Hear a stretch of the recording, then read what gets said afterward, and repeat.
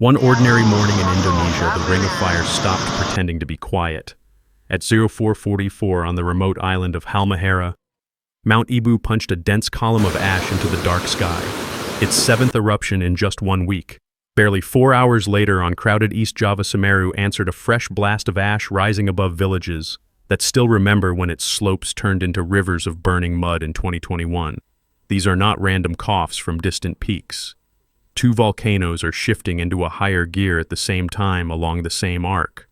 Is this just another noisy week or the first clear warning that something bigger is building beneath Indonesia? Just before dawn over North Maluku, the sky above Halmahera was still a deep, heavy blue. Fishing boats were coming back toward shore, their lights bobbing on the water when the first low roar rolled out from the interior. On the northern flank of the island, Mount Ibu, a steep forested stratovolcano with a broken crater, did what it has done again and again this year. It spat ash into the sky. At 0444 local time, a dense gray plume climbed roughly 500 meters above the summit, spreading out into a flat, dirty cloud that the wind dragged sideways. For the people in the nearest villages, it was another reminder that the mountain above them is never truly asleep. Ash drifted down on roofs and banana leaves. The air took on that dry, metallic edge that only volcanic dust can give it. A few hours later, and more than 2,000 kilometers away, the light over East Java was completely different. The sun was up. Roads were already busy. Children were walking to school along fields and riverbanks that lead toward one of Java's most famous silhouettes, Semeru. Indonesians call it Mahameru, the Great Mountain, a near-perfect cone rising above the landscape. At 08:18 Western Indonesia time, Semeru added its own voice to the morning. Deep inside its conduit, trapped gas finally found enough weakness to tear through. A blast of ash and gas burst from the summit crater, shooting a plume high above the peak. Even without an exact height reported, the column was high enough to stand out on the horizon, a dirty white and gray tower marking the latest in a string of eruptions over the past week. For the people who live under Semeru, this is not a neutral sight. In late 2021, heavy rains remobilized fresh ash and loose volcanic material on its slopes. Lahars and pyroclastic flows ripped through river valleys, swallowing homes, bridges, and lives. Entire villages were smothered in a matter of minutes as hot mud and debris surged along channels that had seemed harmless in dry weather. When authorities now warn residents to stay away from the summit and avoid valleys that could carry lahars, they are not speaking in hypotheticals. They are trying to keep people out of the exact places where the mountain has already shown what it can do. Mount Ibu's story is quieter but no less relentless. It is classed as one of Indonesia's persistently active volcanoes, a mountain that never fully stops emitting ash gas and occasional lava. Locals are used to seeing thin plumes rise from its broken crater on clear days. But the statistics tell a different layer of the story. 7 eruptions in a single week, ash reaching half a kilometer into the sky, a drumbeat of activity that suggests pressure is being released in quick, repeated bursts. For pilots flying low-level routes between islands, a cloud of ash like that is not scenery. It is a hazard that can choke engines and sandblast windshields. On a map, the 2 volcanoes look far apart. Semeru anchors the long spine of Java, one of the most densely populated islands on Earth. Ibu sits out on Halmahera, guarding the junction between the Pacific and the Indonesian seas. But geologically, they are children of the same machine. Both rise where oceanic plates are diving beneath the fragmentary edges of the Eurasian realm. Both tap magmas generated by that slow, grinding subduction.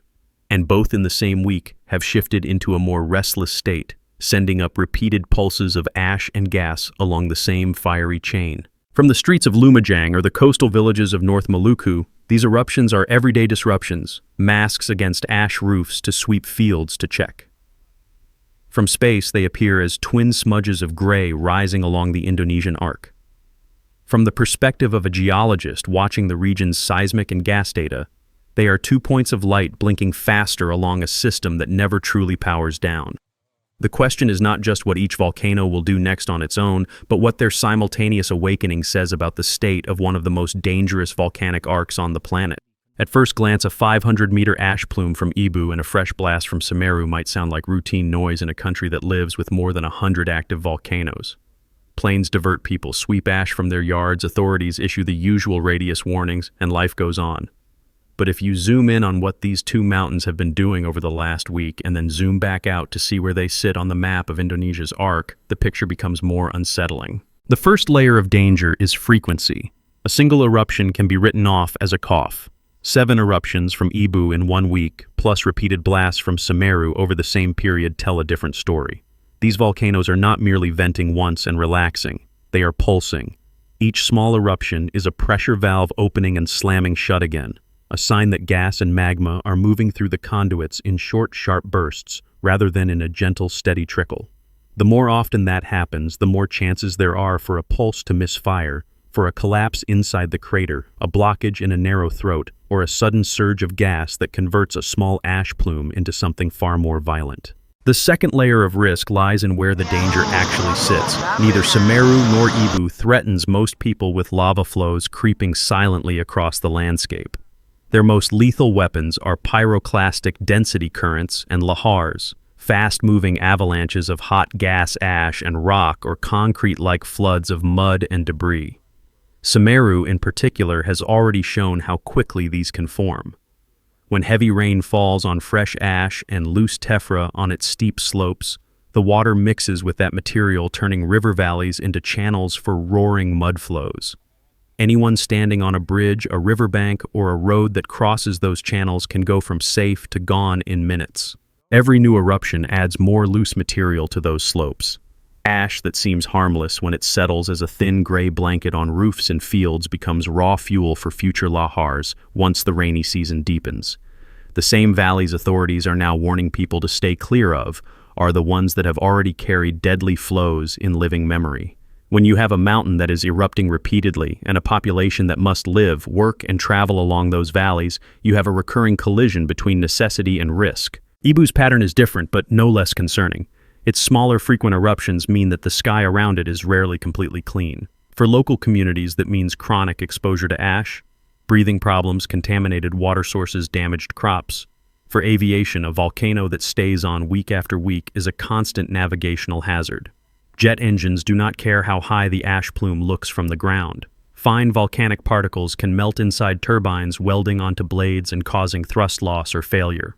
A 500-meter plume may be low, but in complex island airspace with short hops and small aircraft, it is close enough to be dangerous if pilots misjudge distance or winds shift. The third, more subtle danger is complacency. When a volcano erupts, rarely people treat it with a kind of distant respect. When it erupts all the time, especially in small, manageable bursts, it can start to feel like background noise, something you live with, not something you flee from. That psychological shift is treacherous. The villagers under Semeru who have rebuilt after previous disasters must balance fatigue. We can't evacuate every time it coughs with realism. Last time we thought we had more time than we did. Authorities walk the same tightrope: issue too many alerts and people stop listening. Issue too few, and the next lahar or pyroclastic flow catches families in their homes or fields. Finally, there is the bigger machine these two volcanoes plug into. Semeru and Ibu are not random dots of red on a hazard map. They are vents along a huge curved wound where one tectonic plate is diving beneath another. That subduction engine is what makes Indonesia one of the most volcanically active places on Earth, and one of the most densely populated volcanic regions as well.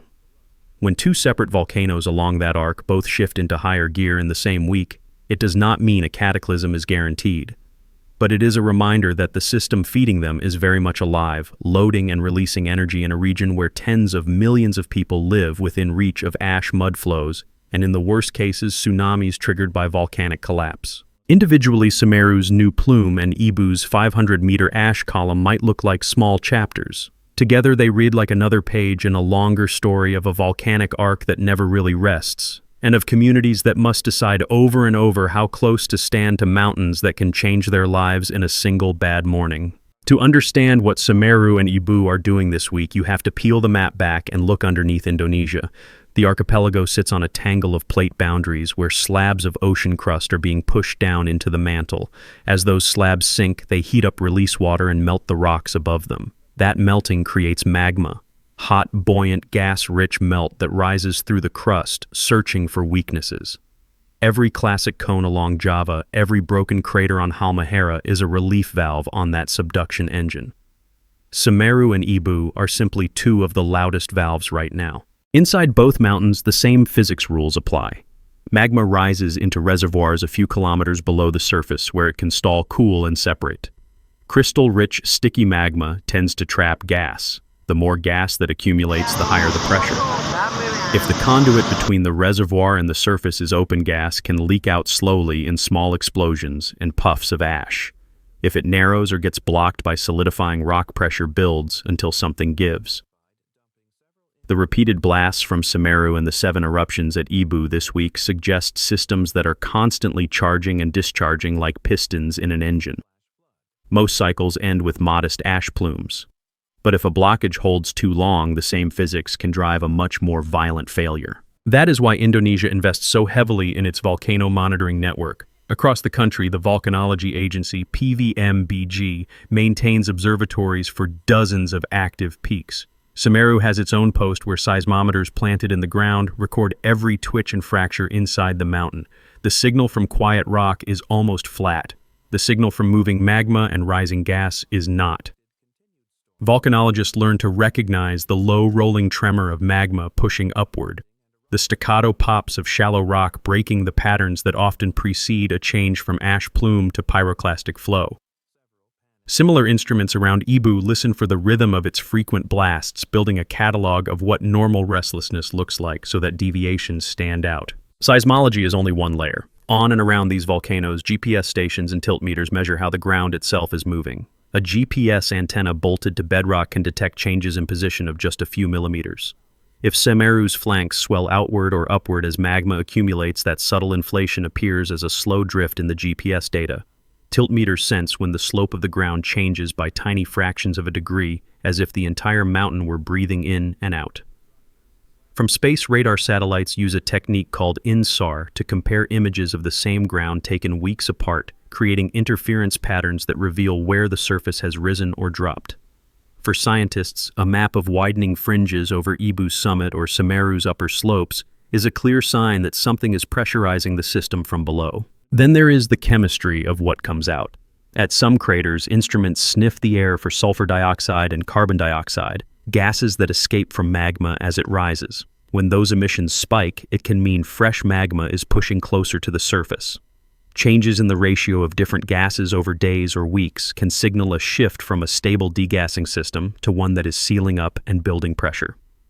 Where permanent instruments cannot survive, teams send drones or brief field teams in protective gear to sample fumaroles and hot springs, trading risk for a clearer picture of what is cooking underground. Satellites add a wider view, tracking ash clouds as they drift and measuring gas plumes from orbit.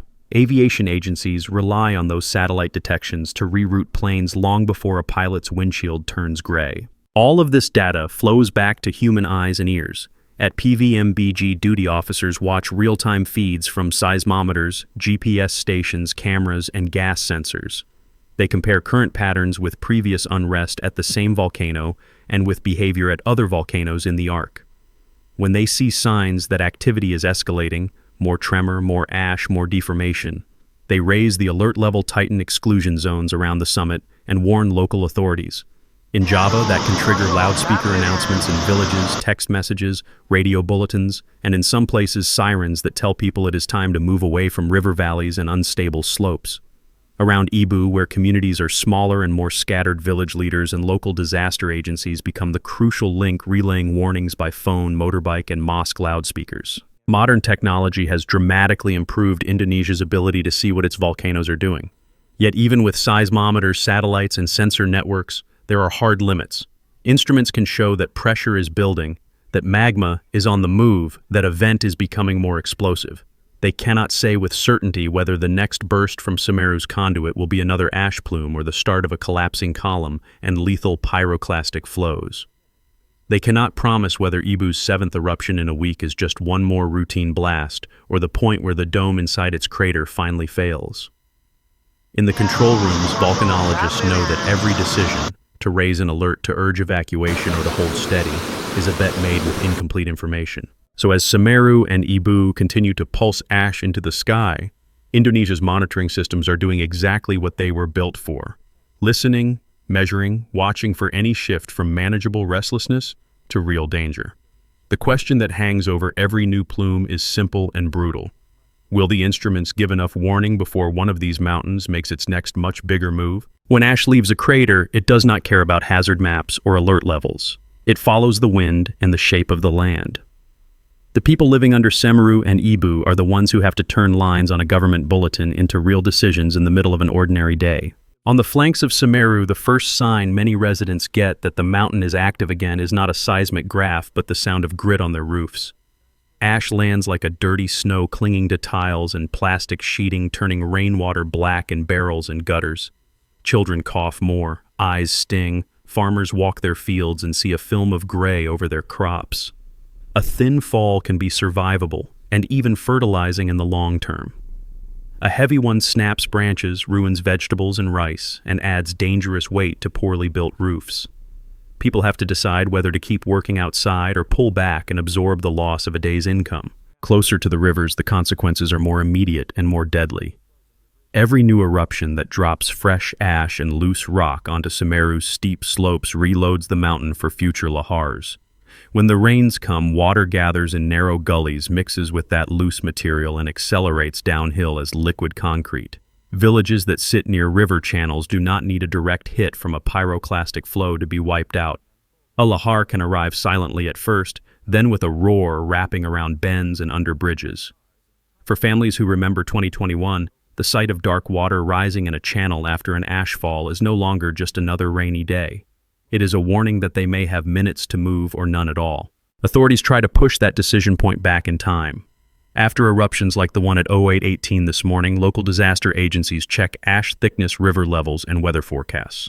If rain is on the way, and the summit has just vented again, they may close certain bridges, declare exclusion zones along lahar channels, and organize temporary shelters on higher ground. Schools become evacuation centers. Village halls fill with mats and cooking pots. People bring chickens, goats, and the few valuables they can carry. For some, this is the third or fourth time they have done this drill. Fatigue is real. Every time the mountain quietens down for a few weeks, pressure grows to move back into risky zones because the fertile land and direct roads are there. Around Ibu, the pattern is different, but still heavy. Ash falls on smaller, more scattered communities and on forests that are both resource and shield. Fishermen and small farmers live close to the land and sea. They cannot simply relocate to distant cities. When the alert level rises, some zones near the crater are closed to all but researchers. Guides who used to take visitors up for a view lose income. Pilots flying regional routes study updated maps of ash clouds, adjusting flight plans around Ibu's plume. Airlines and aviation authorities monitor satellite detections of ash and pilot reports in real time. A mistake here can turn a routine hop between islands into an emergency if engines ingest volcanic dust. Indonesia's response system has been shaped by tragedy. Sirens and loudspeakers in some communities are the legacy of past disasters. When PVMBG raises an alert level, local governments trigger their own protocols. Military trucks and police vehicles may move into position for a possible evacuation. Schools practice drop cover hold for earthquakes and move uphill for tsunami drills, even in places where the threat is more lahar than wave. Radio and social media channels carry official messages trying to cut through rumors and fear. Yet there are limits to how far any system can reach. Some families live in remote hamlets with weak phone signals and no direct line of sight to the mountain. Others make a conscious choice to stay gambling that this eruption will be like the last small one, not the rare big one. For them, the line between ordinary life and disaster is a slope, a riverbank, a few minutes of hesitation when the siren sounds or the ash starts to fall thicker than usual. Semeru and Ibu will keep doing what the deep engine beneath Indonesia tells them to do. The real test on the surface is whether warning systems, evacuation plans, and the hard lessons of past eruptions can keep up. When the next heavy rain hits Semeru's fresh ash, or when Ibu's ash column suddenly climbs higher than usual, will people treat it as just another inconvenience, or as the moment to move before the mountain makes the choice for them? In the days after a double morning like this, the videos and photos travel faster than the ash. Clips of Semeru's plume towering above East Java and Ibu's gray column over Halmahera bounce across social media. To most viewers, they look like the same story volcano erupts again in Indonesia. Inside observatories and research institutes, the conversation is much more uncomfortable. The core question is simple and hard at the same time. Is this just routine restlessness or part of a deeper shift along the arc? Some volcanologists argue that what we are seeing at Semeru and Ibu this week is the noisy heartbeat of a system that has always been loud. Indonesia's volcanoes have a long record of frequent low to moderate eruptions. Semeru's summit has rarely stayed quiet for long. Ibu has been persistently active for years.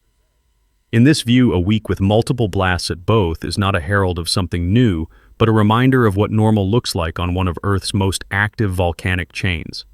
These scientists point to past decades of activity and show that similar clusters of eruptions have come and gone without triggering larger catastrophes. Others look at the same data and see too many needles moving at once to be comfortable. They note that Indonesia has seen a series of significant eruptions and earthquake swarms along different segments of the arc in recent years. They pay attention to details like the exact style of Semeru's activity, the frequency and energy of Ibu's explosions, and the timing with respect to seasonal rains and regional tectonic stress. To them, the question is not whether Semeru and Ibu are unusual on their own, but whether a pattern is emerging in how pressure is being loaded and released along the whole subduction system. Underneath the disagreement lies a set of deep uncertainties about how volcanoes interact with their environment. One point of debate is the role of climate and weather. Heavy rainfall is known to trigger lahars by remobilizing ash and loose volcanic debris. But some researchers are exploring whether prolonged periods of intense rain can also influence shallow magma systems, altering pore pressure in rocks and slightly changing the conditions under which slopes fail or domes collapse. Indonesia's rainy seasons are becoming more erratic in places. The timing of eruptions like Semeru's right before or during heavy rain episodes raises questions. Are we just seeing coincidence, or are climate-driven changes in rainfall starting to modulate volcanic hazards in ways our models do not yet fully capture? Another layer of debate focuses on how much one volcano can tell us about the whole arc. Subduction zones are not single machines with one control dial. They are patchworks of locked and creeping segments, hotspots of melt production and cooler stretches of crust. Semeru and Ibu draw from magma systems that are related but not identical. When both become more active at the same time, it is tempting to draw lines between them and talk about an awakening arc. Some scientists warn against this, reminding colleagues that human brains are pattern-hungry. They see structure in random clusters. Others counter that dismissing clustering too quickly can blind us to real regional shifts that only emerge when we look at multiple volcanoes and faults together over years to decades. This scientific tug-of-war would be an academic exercise if no one lived near these mountains. But more than 100 million people call Indonesia's volcanic islands home. Their lives, homes, and economies are directly affected by how these debates are translated into policy. When monitoring data show an uptick in activity, how fast should alert levels be raised? How wide should exclusion zones be drawn? How often can authorities ask people to evacuate before they start to ignore the order? Every misjudgment has a cost. Evacuate too often and trust erodes. Evacuate too late and people die. Volcanologists themselves feel that pressure. In private, many admit to a constant tension between scientific honesty and public expectation. They know that their models are incomplete, that eruptions are inherently unpredictable beyond broad probabilities. At the same time, they are acutely aware that their words carry weight. A phrase like heightened unrest can trigger school closures and lost income. The decision not to use that phrase can leave families in harm's way if the next eruption escalates suddenly. One Indonesian expert once summed it up bluntly. We are always choosing between false alarm and false comfort. The advance of new tools, better seismometers, continuous GPS INSAR gas sensors, has sharpened this dilemma rather than erasing it. Scientists can now see small changes in deformation and seismicity that would have gone unnoticed a generation ago. The question is, what to do with those extra warnings? Some argue for a more precautionary approach when the instruments show an unusual pattern at a volcano as dangerous as Semeru act early and decisively. Others insist that without clear signs of a major shift, a distinct change in tremor, a new vent opening, a sudden surge in gas, the system should be treated as business as usual unrest. In the background, there is a quieter but important debate about how to tell these stories at all. If every new plume and swarm is framed as a looming catastrophe, the public may tune out, overwhelmed by constant alarm. If they are framed as harmless routine, people may be unprepared when a rare high-impact event finally arrives. The broken Earth way of seeing tries to walk between these extremes, showing that even a small eruption is part of a bigger restless system without pretending to know exactly when that system will cross its next line. As Semeru's ash settles on rooftops and Ibu's plume thins in the trade winds, none of these arguments is truly resolved. The magma will keep rising or cooling according to physics, not opinion. The only certainty is that more data will come, more tremors, more measurements of tilt and gas, more images of plumes from orbit, and scientists will have to decide again and again what those signals mean for the people living under these mountains. If you've stayed with this story to the end, you've just watched how a normal morning in Indonesia can turn into a reminder that the ground here never truly rests. Semeru and Ibu won't remember the ash they threw into the sky today, but the people under them will. Every plume, every thin layer of gray on a rooftop is another line in a much longer warning from the Ring of Fire. Tell us in the comments, does this feel like distant news or a real threat for anyone living near a volcano or a coast? If this video opened your eyes even a little, tap, share it with someone who thinks eruptions are just spectacular pictures, and subscribe so you don't miss our next update from Earth's most dangerous fault lines and volcanoes.